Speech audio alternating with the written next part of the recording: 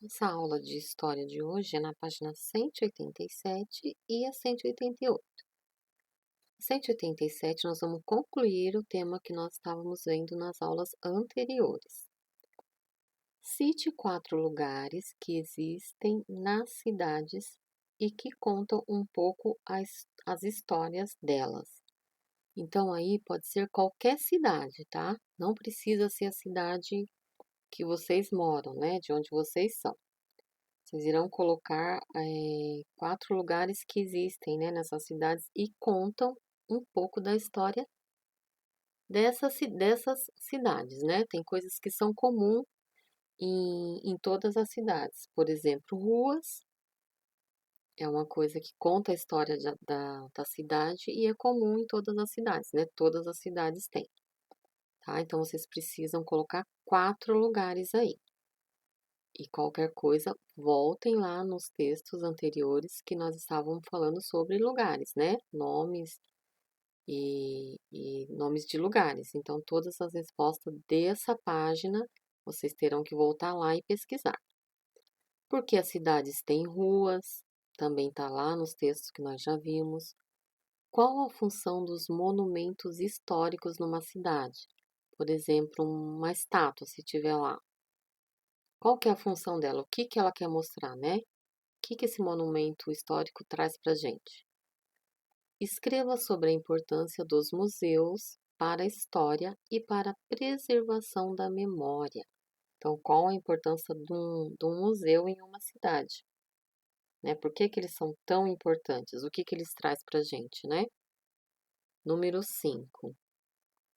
Por que nomes de ruas, praças, avenidas e escolas se repetem em várias cidades do país? Então, voltando um pouquinho lá nos textos que nós lemos, também vocês vão encontrar essa resposta, né? Por que que se repetem? Por exemplo, a Rua 1, que é a rua que tem vários lugares com esse mesmo nome, né? A rua que tem mais lugares com o nome de Rua 1. Por que que eles se repetem? Na página 188. Vamos começar falar sobre um outro assunto aqui. Sabemos que diferentes tipos de pessoas moram nas cidades brasileiras. De acordo com o Instituto Brasileiro de Geografia e Estatística, que é o IBGE, quase 85% da população brasileira vive em cidades. O processo de urbanização no Brasil, que foi quando a população do campo passou a morar nas cidades e elas foram crescendo, teve uma intensificação a partir dos anos de 1950.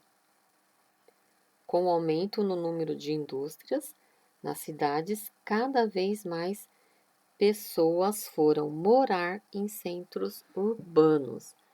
Então, a partir lá de 1950 foi quando começou o aumento de pessoas morando em cidades, né? Saíram do campo e começaram a morar nas cidades, porque a vida acabaria sendo mais fácil, né? Mais prático achar tudo na área urbana. Então, as pessoas começaram a vir para a cidade.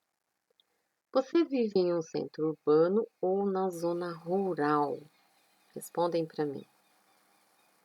Já observou as pessoas que moram na sua cidade? Então, vocês vão responder essas questões para mim aqui oralmente.